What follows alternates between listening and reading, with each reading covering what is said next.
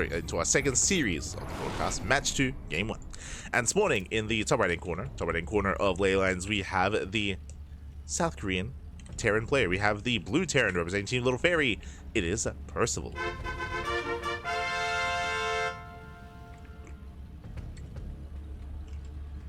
And spawning in the bottom left hand corner, we have his opponents. We have the red Protoss player, the red Protoss himself, representing Orlando, Sweden, representing the Platinum Heroes. It is Sigge.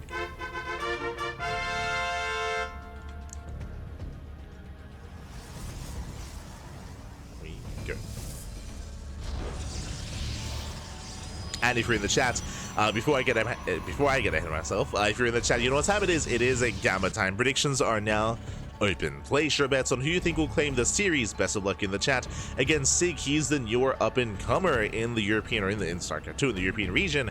Meanwhile, Percival, he is also, in a way, kind of an up-and-comer. You know, he's been rising through the ranks a little bit longer. For those who don't know, Percival, he actually retired. He retired from StarCraft, and he only came back last year, November. So he's been back for almost a year. Not quite yet, but he's been back for almost a year. And Percival, he has shot through the ranks very, very quickly, and he has also been improving over the past 6 months. He's been looking very strong, very in form, and as a result, I would say, like, he is one of the big names to keep an eye on in this tournament to go far.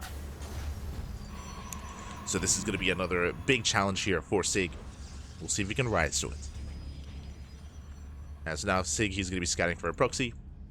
When it comes to Percival's TvP, double gas opener, going for a faster factory, delayed CC, Percival, he goes for a lot of all-ins. He is hyper aggressive in this matchup.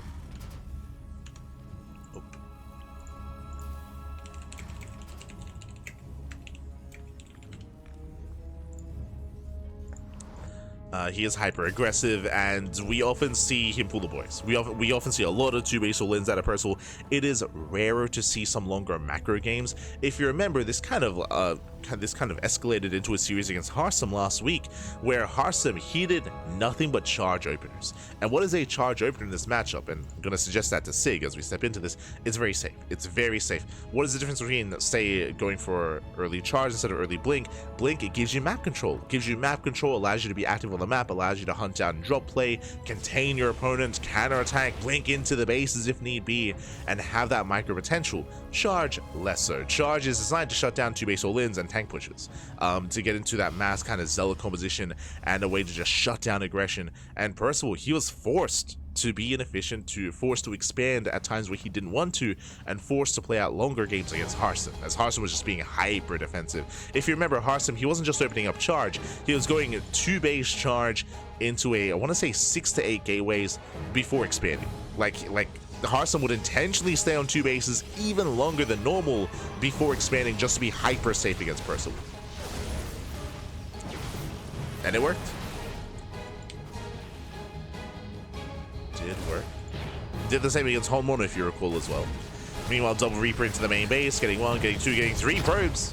3 workers going down, getting full scout, Twilight Council opener out of Sigge, and we're expecting Blink here, expecting something standard. Yep, there it is. Blink is on the way. So instead of anything too crazy defensive here, we're going for a standard opener. We're expecting 3-gate Blink into a 3rd base, which is what Percival wants. Percival, he wants to play against standard play. That's where Percival can thrive.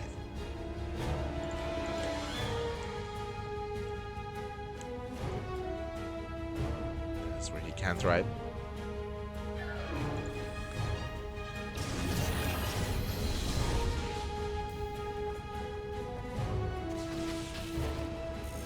So far, the medevac is going to be forced to unload. Okay. Sigge poking in. I mean, did scout the drop with the hallucination. Confirms the 1-1-1. Tech lab on the starport. Not going for the add-on swap into earlier stim. Going for a Raven harass. Okay. Tank production has begun, getting to Ravens. Meanwhile, Sigge takes his 3rd. Ooh, and was this 2-gate?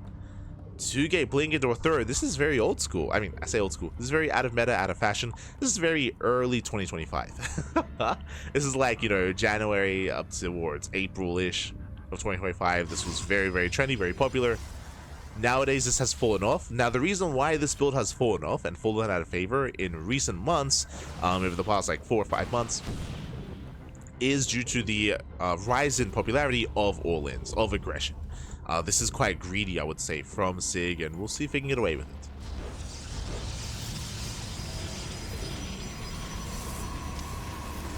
Wouldn't dropping into the mineral line. Marines, they do drop off. Oh, doesn't waste a shot on the workers, but does deny mining. Mining is denied again, just holding onto that mine shot. Ideally wants to connect with the sentry, with the stalkers. Oh, speaking of, ooh, nice dodge, takes out the medevac. Army's going to be cleaned up, but still so much mining time was denied here. So he does clean up, likewise. Takes on both widow mines. Percival building up his forces. Auto charge harassing her into the natural. Shield battery putting in a lot of work. In total, those 7 workers have gone down. Now, not at a cost. Bear that in mind. It's been at a cost here. Medevac fell. The widow mine drop here did fall as well. Was cleaned up. Percival does achieve some damage. Likewise, gets a full scouts. Behind this, going to charge. Centerfold, this should be into charge, then into splash damage. Oh, I was going to say into storm, but no, we're going into Colossus. But again, this is very classic. Going blink into charge, into Colossus. With this third base. And we'll see if Percival can strike before Colossus. Because, hey, Stim is halfway done. Stim is halfway complete, so is combat shields.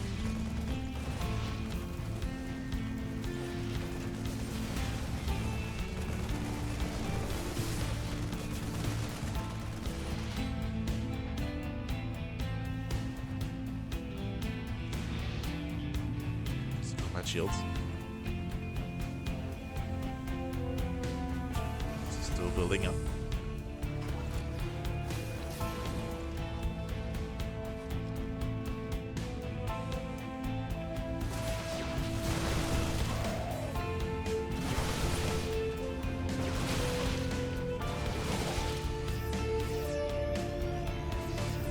So here comes Percival, he does break out. The upgrades are about to finish just as the army gets across the map. Again, Stim finishing up, combat shields in a couple of seconds, +1, also a couple of seconds off as well. And this is what Percival's been building up towards. This strong timing with Stim, +1, and his tanks. Now Sig, he's trying to slow this down. He picks away a couple of Marines. Oh, his third base is heavily saturated. Charge is done, but here comes the first Colossus, just now popping out. Is it going to be enough? Is it going to be in time? He's going to have one Colossus. Tanks do siege. They punish the Zealots. The Colossus does arrive, but now there's no shield batteries. There's no shield batteries, and we cannot engage. A lot of tank volleys going off. The Zealots are coming from behind. And it looks like Sig, he will barely have enough. Cleans up the tank, cleans up the bio army.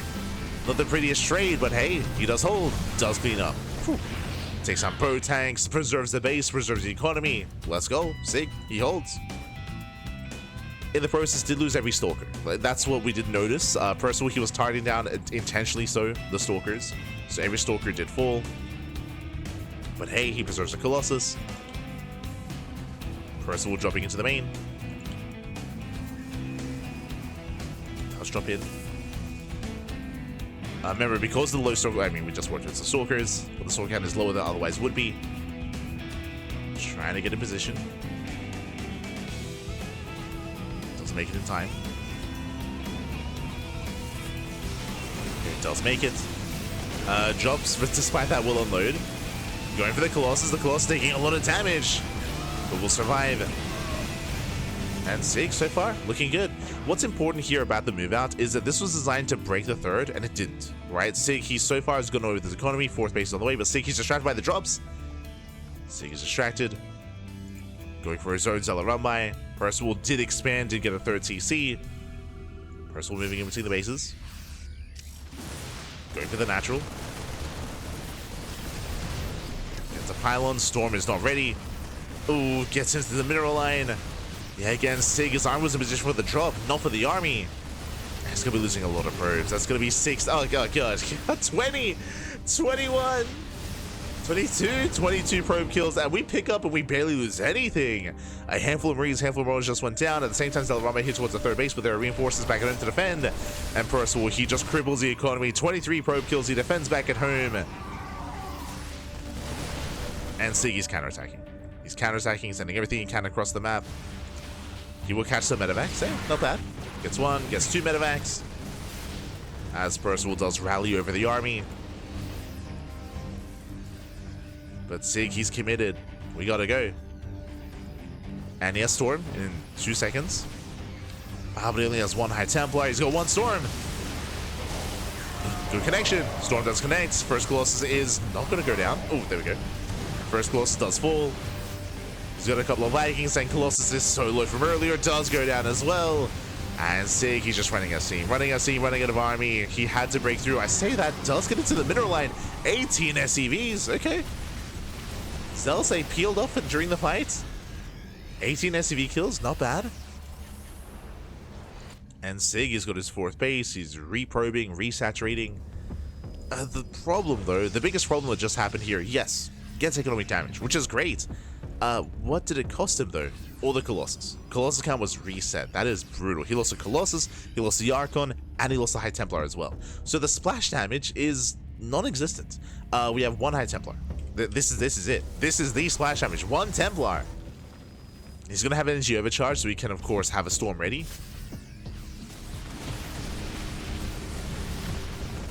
There's not too much to threaten him, so there's the energy overcharge. Storms are ready. It's good to go. The Colossus just now popping out, and Sigge should be able to hold on. Yeah, here he should hold. Thankfully, he traded well enough against Percival, where Percival didn't have enough to counterattack either. But so far, we have a back and forth. Sigge enjoying his 4-base setup. Has a fully saturated his 4 bases. I'm still concerned about the low Colossus count though. Again, 1 Colossus, 1 High Templar. Sigge, he has a couple of Storms. He has 1 Storm left. Vikings, they stand in the Storms. High Templar goes down. Another High Templar going to be morphing in. Zealots, they trade well for themselves. They chase down the Marauders.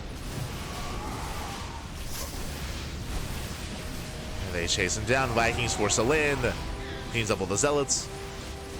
Storm is not ready. But the Colossus is.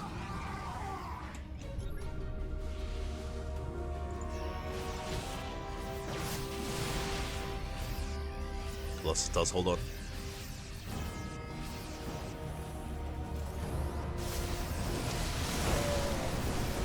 Does hold on. Likewise, Storm popping up.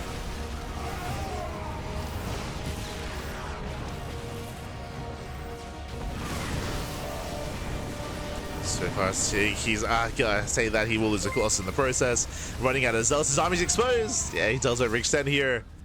I say overextend, I mean he was fighting for his 4th base. No more shield batteries, no more energy. Now he's out of splash damage.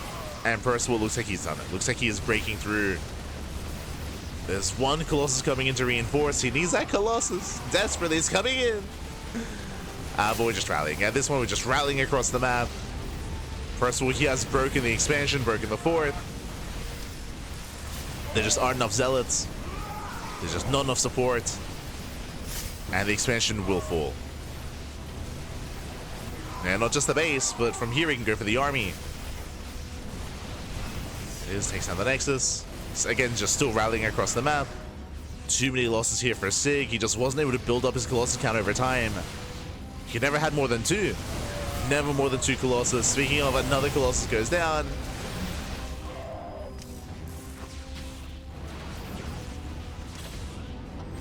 Oh no! Links forward into the army, and he will lose all these Stalkers. Not like this. Another Colossus coming in. The army is oversimmed. But again, what is Sigge fighting for here? I mean, he is re-expanding. True, he does save his probes. Okay. Does save his workers. He can go back to mining.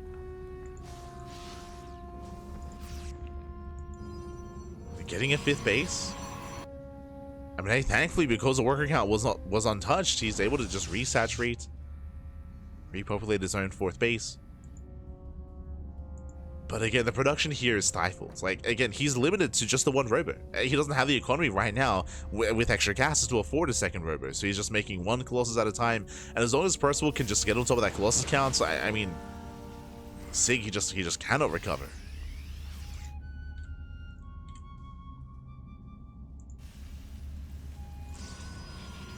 As Sig now just now getting a second Colossus for the first time in a long time. Storm connects.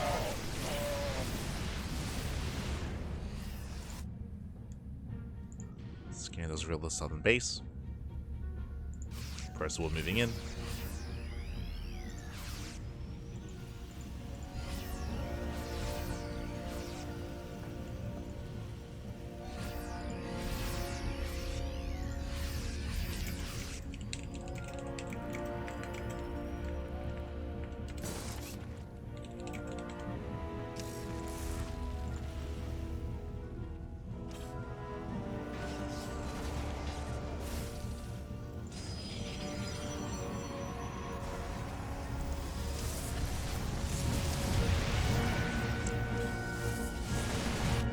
So we do see Percival swinging up his army. Yeah, this time going for a split push. This time, ooh, Sig, he overreacts to one. He rallies everything over. And while he's being distracted, the fourth base is going to go down. Nice EMPs. Ghosts to now hit the field. This entire time, Percival has been building up. He's now getting a fourth base of his own. Percival's his own economy has been untouched this entire time. Outside of the initial move out, of course, to hit the natural. And down goes the expansion. Not the workers, but the base. Oh no! Oh, thank you. Probes didn't get away. Now the fifth base is under fire. And Siggy's all in. Siggy's all in. Oh god. Lands a couple of storms, but he gets surrounded. He will lose everything. GG gets called, and Percival takes game number 1. Whew, GG. GG, well played. With that, Percival will take lead in the series. Shout out to Sig. Again, Sig, he was able to hold his own for quite some time. I was very impressed with his counterattack, with his ability to peel off some units, get into the middle line, get some economic damage, likewise to defend back at home and barely hold on to his third and then his fourth base thereafter as well. Again, a very intense couple of moments there. In the end, Percival, he was able to just maintain map control, expand behind it, and just snowball out of control, tech up, work towards 3-3, and just outscale Sig. But hey, again, Sig, he was able to hold his own for quite some time against Percival, which is more than what I expected, for sure. GG. GG, well played. Percival takes the lead, and now we're getting to game number 2. We'll see if Percival can close it out here, and now we'll see if Sig can recover and force the ace match. Let's go. Let's go. And as we're getting into this, a big shout out to Gnome Chomsky in the chat. God, thank you so much. Thank you so much for the gifted subs to the community. The 5 gifted subs to Hyper1, to Chrisu, to BattleMech, to the Alpha Guy, and to Invert FNU as well. Thank you, Papi. Thank you. Do appreciate it. As always, as always. Este Gnome Chomsky.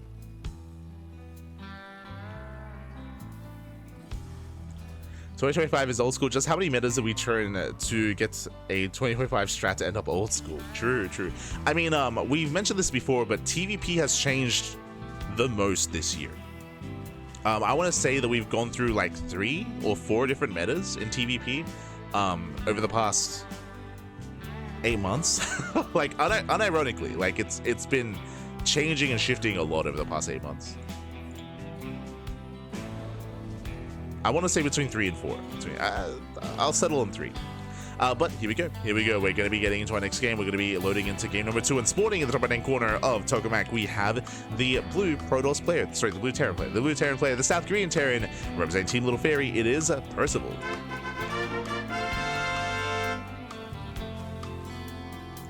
And spawning in the bottom left-hand corner, we have the Swedish Protoss player, the red Protoss. Representing the Platinum Heroes, it is Sig. Go. Whew. Okay, and again, a very intense game 1. Percival, he was very committed, very aggressive on 2 bases, and he was not able to break the back of Sig. He was able to hold his own, survive the aggression for a time before eventually, you know, he did succumb. He did succumb to Percival. As after a certain point, Sig was purely on the defensive, and Percival, as he was being aggressive, was expanding, was teching, getting into Ghost, getting into 2-2 and then 3-3 upgrades, getting a 4 TC up and running. Percival was looking very comfortable back at home. As Sig was struggling under the weight of all that pressure. But here we go. Now getting into game 2, welcome one and all to Tokamak. I would have assumed that Percival would take this opportunity to go for something more economic, to go for a Rax expand, but no, double gas opener into a factory once again. The same opener initially here from Percival, but we'll see if he goes into another mine drop. As a reminder, last game was a mine drop with Raven Harass into the eventual stim timing. Here we could see once again a mine drop, we could see Reaper Hellion into a Hellion drop, we could see early Cyclone, we could see Banshee play. True, Banshee play is something that we did not explore in game 1 and is available, is accessible here to Percival in game number 2. Again, this is just a very versatile opener, which can lead a couple different ways. Meanwhile, once again, Twilight Council. Now, Sig, when it comes to his 2-gate opener that we saw last game, 2-gate into a 2-gate blink into a third, I was questioning it in game 1, but here in game 2, it's going to be a little more viable here, just because the map is larger, more defensive. Reaper Hellion pokes in, but so far, Sig holds. Sig, he deflects.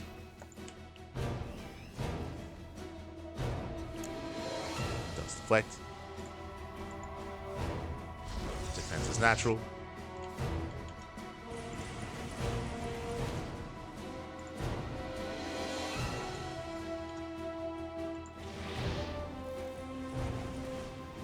And we'll see where this takes us.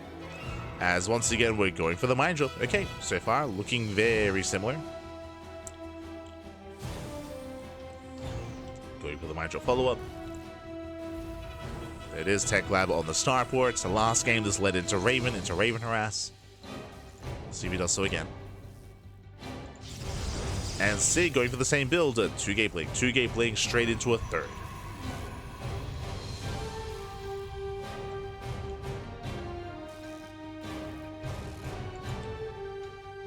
Stalkers do fan out. Percival moving in.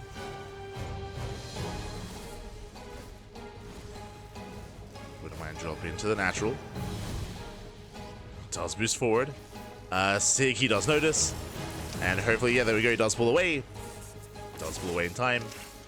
Some borrow there out of Percival. Likewise gets into the main base. Hellion shot's going to be going off. Probes are going down. Yeah, 4 probe kills so far. Mine shots connect, 8 probes falling in total. Ay, ay, ay. This is getting a little bit out of hand, getting up to 10 probes. And the Widowmines escape. Ooh, they escape, they survive, which means we can go for another job. We can always bounce back. Back at home, Percival, he defends. And Percival this time has gotten a much stronger start to the game. Again, 10 worker kills. Back boost away. Oh no! Almost getting caught out. Can he unload? Ooh, unloads 1. And does borrow. Whew. Does barely borrow. See Percival trying to catch the army in the center. Did go for a Banshee, not Raven. We spoke about that. Is going into Banshee play. Not Cloak. Not Cloak, but Banshee's to support. Couple of boys are being pulled. And Percival's already moving out. Again, he didn't notice how fast the third base was. He's here to punish. Tanks are moving in. Ooh. The Banshee's very low. The Banshee has to pull back. SCVs, they can't repair. So there we go. We have a couple of repairs here on the Banshee. Tanks are trying to get within range. Boys are being pulled. Only 1 tank does siege. And the Stalkers are being targeted. Massive tank shots going off. Down to 1 Stalker. Down to 0. Another Banshee arrives.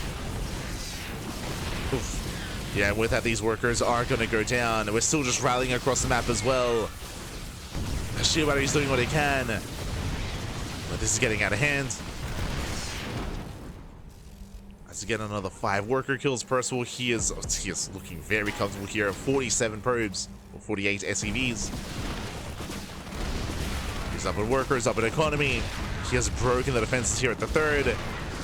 And again, just a much more aggressive style here from Percival. Started with a mine drop, true, but then straight into tank production, straight into Banshees. And he's just been rallying across the map early on. Remember, this is pre-stim. No stim, no +1, no combat shields. This is a much earlier move out. And again, the backbone of the army are the Banshees and the tanks, not the Marines. Ooh, as he gets an Immortal. Wall goes down, another tank does siege. Just focusing down the Stalkers. Getting 1, 2, 3 Stalker kills. Oh no! Getting a 4th Stalker. Barely not. Barely gets away. Percival, he's running out of steam a little bit here. He's maybe rallying a little bit too much. Ah, never mind. Just that one Banshee. Jeez, just bullying the Immortal. Oh, there's the boys. Let's go. Okay. They don't get the Immortal. It survives with 1 HP. The Immortal lives. We almost had an SCV kill an Immortal, which has happened before. Almost. Casito, papi, casito. But Sigge barely holds on. He does save the expansion, but he lost a lot of workers in the process. Behind this, getting a 4th base, rallying across the map. Percival, I believe his tank count was reset. Yeah, 0 tanks. 0 tanks. He's done with tank production. Now working towards stim, +1, combat shields. And I do give the edge to Percival. On the one hand, you might be thinking, oh, but Sigge saved the base. Yes, but he also lost a lot of his army. He also lost his economy, the workers. Workers that go down. Here, Sigge, he should be further ahead in terms of probe counts. Ooh, the Immortal does go down. The 1 HP Immortal. Did fall. And Percival has momentum. Again, Percival, he has a better economy. Now getting a 4th CC. Sigge should already be on 4 bases at this point. And he is not. And Percival, he's looking to overrun. And there's 0 splash damage. No Storm. No Colossus. No nothing. Just slow lots.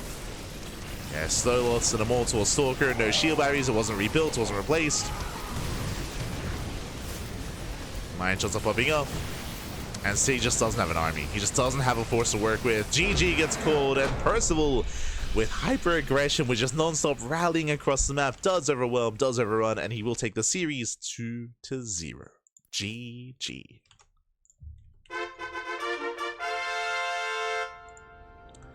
Whew. GG, well played. And again, this is more of what we expected out of Percival. This is also why it is risky to go for these greedy builds. I mean, I say this is why the opener that Sigge was going for is out of meta. It's out of meta, out of fashion.